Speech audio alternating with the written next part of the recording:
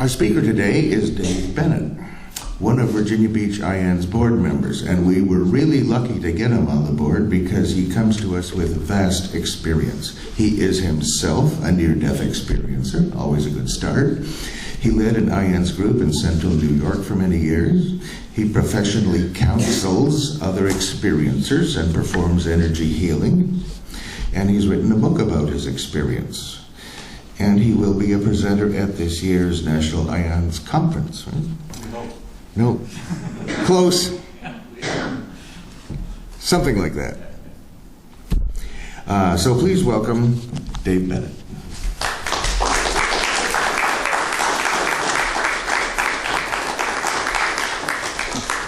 Yeah, we hope I'm a speaker at the conference. I've put my proposal in, so your prayers are definitely welcome. Jacob is so sad that he couldn't be here this morning. He really was looking forward to coming and speaking here, and so he wanted me to let you all know that he is very sorry. I'm going to share my experience, but before I do, I want to share something else. It's kind of related. When I was a boy, when I was 14, my parents moved to Arizona. And I was a long-haired, street tough back in those days. And I didn't quite fit in. I just didn't fit in with the cowboys. I didn't fit in with the hippie kids that lived out there in the Verde Valley at this time. I was just outside Sedona. And so I hung out with the Navajo and Hopi kids because, they were long-haired.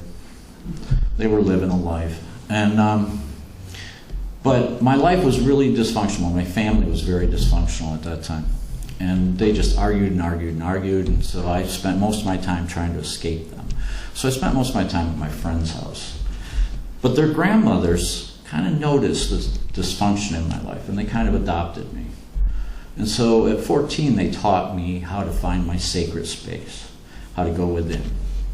And I had my first vision quest at 14. And it really kind of started me on an actual spiritual path, because until that moment, I really didn't adopt any belief system in my life, because I just didn't feel it. So I'd like to share this little symbol with you. This is from the Pima people. It's called the story of life. And it's also known, the Hopi use this symbol in a lot of their, if you can all see it, they use it a lot in their jewelry, in baskets, things like that. And it represents the man in the maze.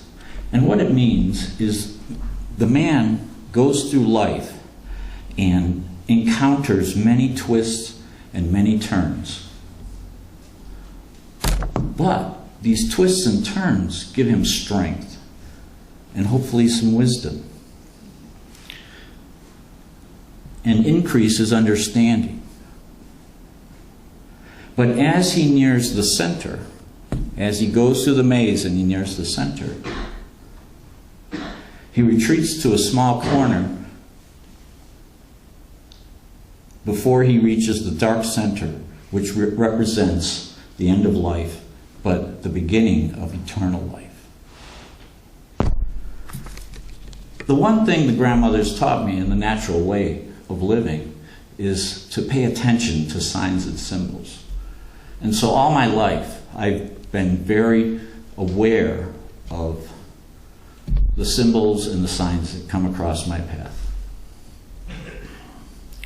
But in 1983, I didn't know it at the time. I didn't know I was a man in the maze because I wasn't familiar with this story. But I was trying to find my way through life.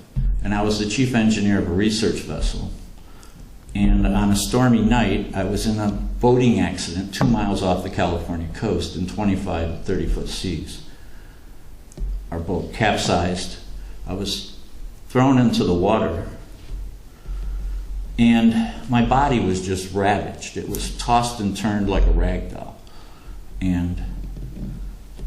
But I was a commercial diver, and chief engineer on this research vessel that spent a lot of time in the water. So I wasn't all that concerned because I felt that I could survive this. And I just hung on for dear life, you might say, no pun intended. But I ended up drowning. And I found myself in this absolute vast darkness.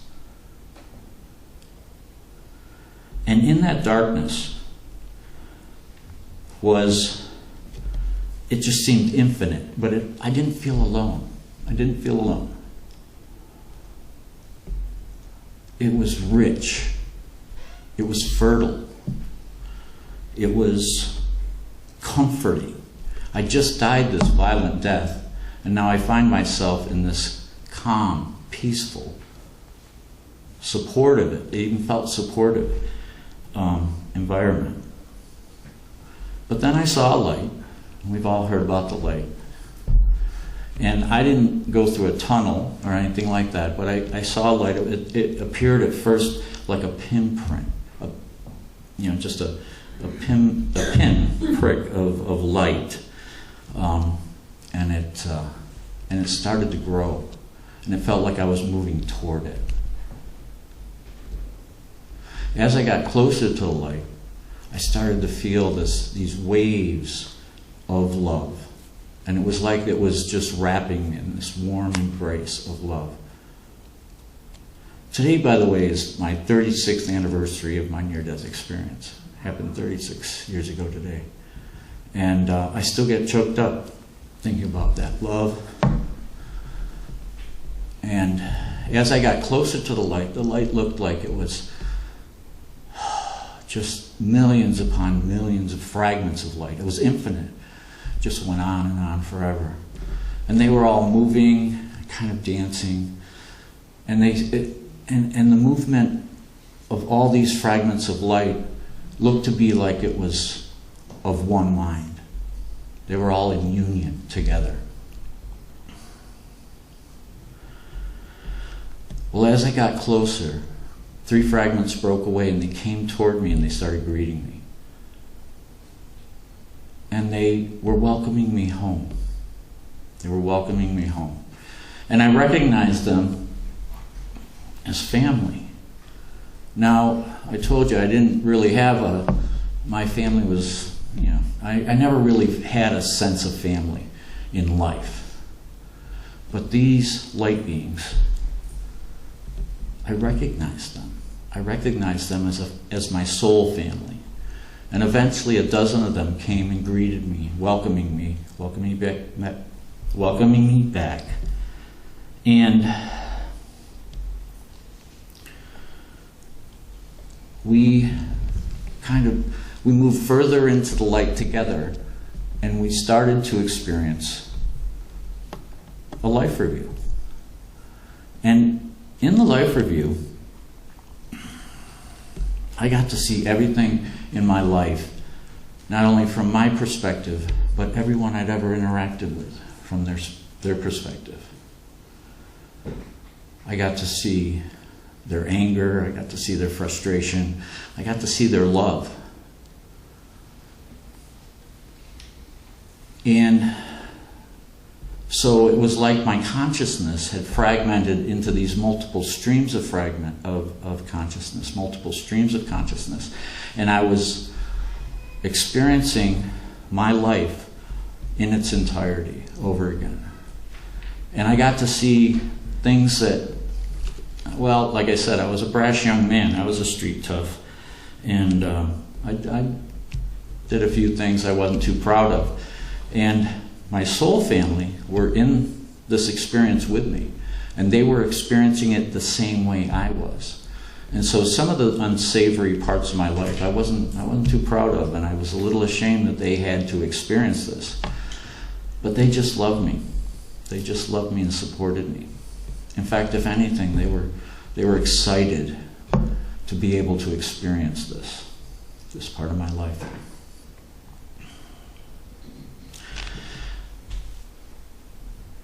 I started seeing parts of my life that I didn't have a foundation to. In other words, I'd want past my death and into my future life. I didn't realize what it was at the time, but I knew I didn't have a foundation. It wasn't anything that I had lived, but I started seeing my future. It was a little different, though, because in the life review itself, I saw everything. It was so crystal clear. All the ripples. Whenever I did something with loving intention, they created the biggest ripples of after effects. It would just expand and expand. And when I started moving forward past my life into my future, it was a little different. It was like I was looking down a corridor. I like to think of it now as a corridor of potential that I had agreed to certain things in my life that I would accomplish. And they were in that core corridor, in that central corridor. But then the way to get to those circumstances, the way to get to those moments in life, there was some haziness on the sides. In other words, I could kind of go this way or I could go this way in order to get to where I had agreed to go. So it was like I hadn't yet set the intention of where I needed to, how I was going to get to point A or B. And I finally, as I proceeded through this, I finally reached a point where the light itself, this infinite light, all these fragments, in unison spoke. And I have to realize, when this spoke to me, I perceived this light, this unity of consciousness. I perceived it as God. And what else could it be? And it spoke to me and it said, "This is not your time. You must return." And I said, "No way. I'm not going back there." Because I knew my body was broken. I knew that what I'd gone through in life was was rough. It was hard. And I didn't want to go back to that. And the light spoke one more time and said, "You must return. You have a purpose." And boy, I'll tell you, it was the most loving voice.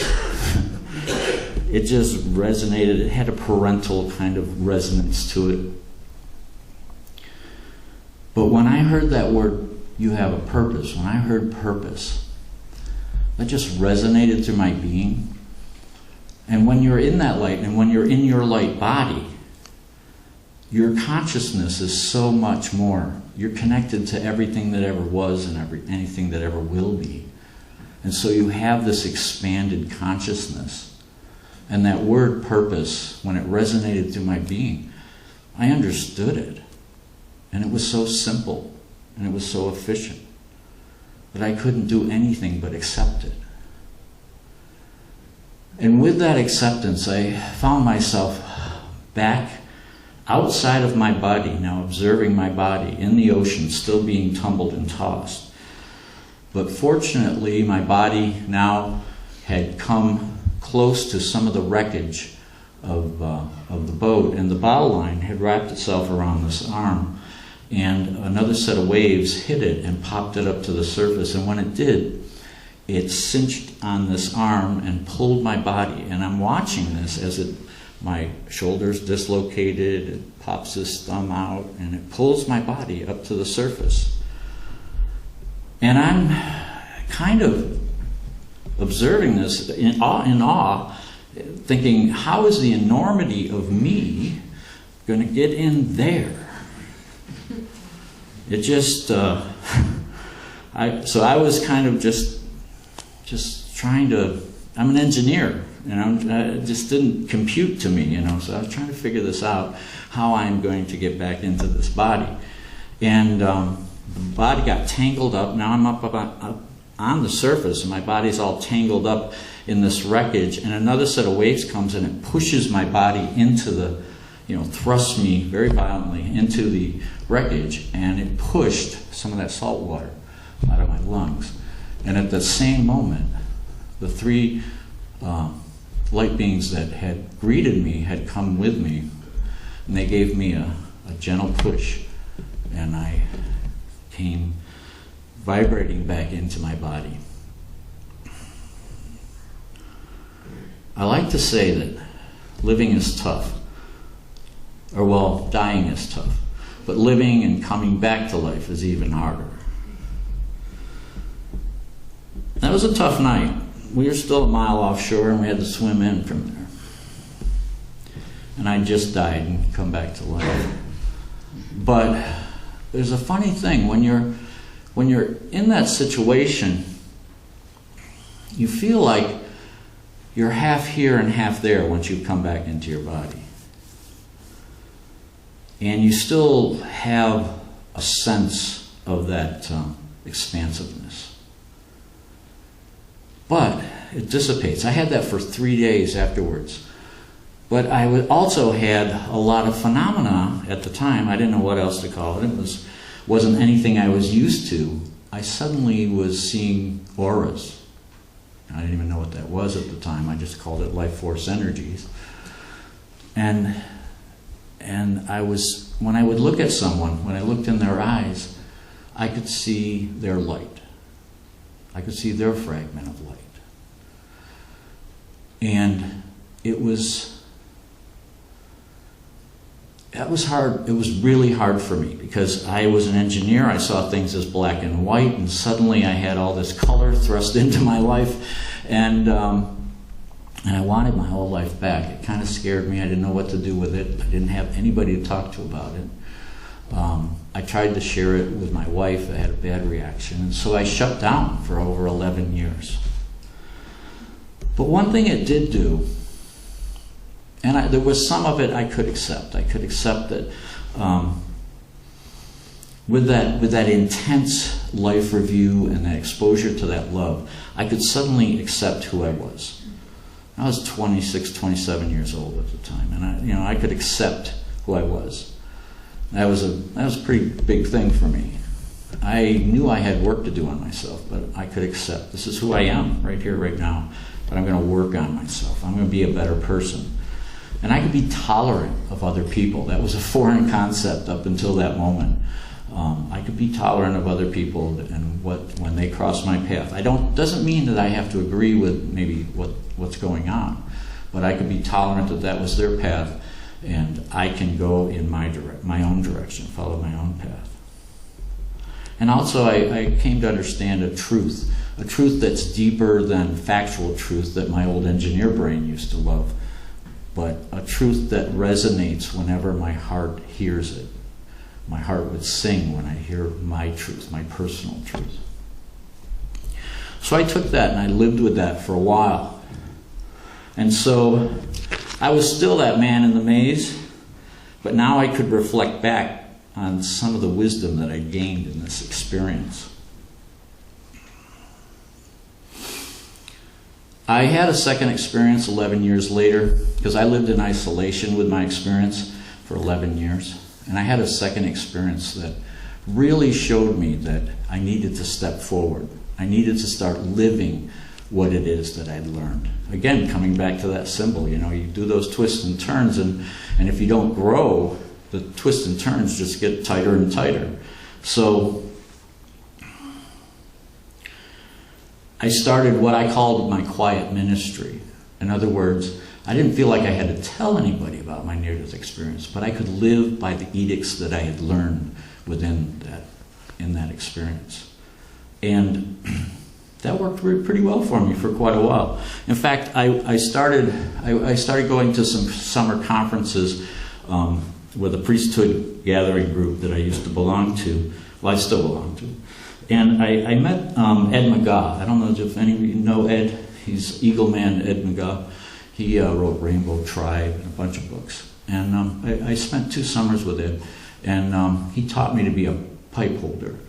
And so part of the tradition of being a pipe holder is you make your own pipe. And I brought my pipe today because I want to show you something.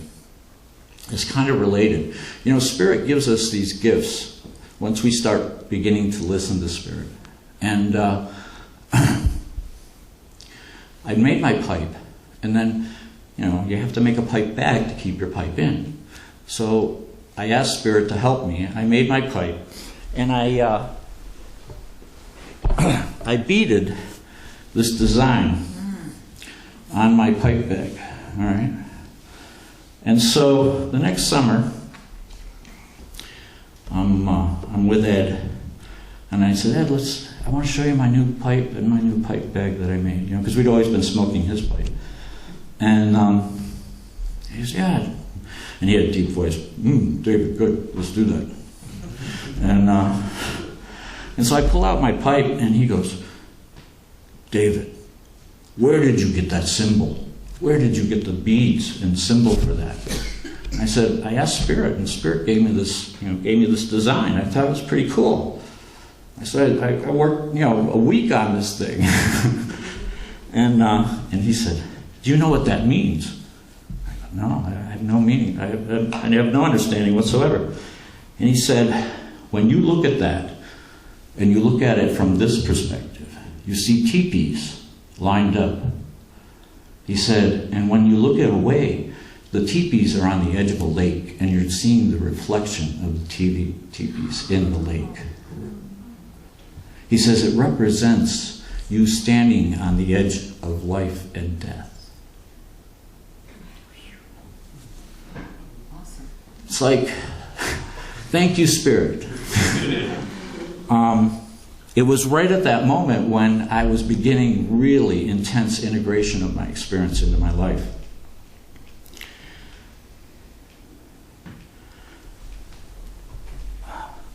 Enough show and tell. But it taught me the experience and the integration and all of that phase taught me to flow with my inner knowing. Because in this exceptional moment, and every moment is an exceptional moment, we have the opportunity to sow positive seeds of empowerment within ourselves and within our community. And that the more we do that, the more we can move forward without fear. We can be fearless. And it creates outcomes that are just brimming with light and courage.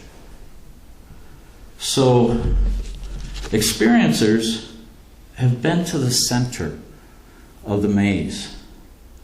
And now, if you look at the dark part, it radiates out in all directions. Experiencers have been to that dark center, and they now can look outward in all directions. Thank you so much.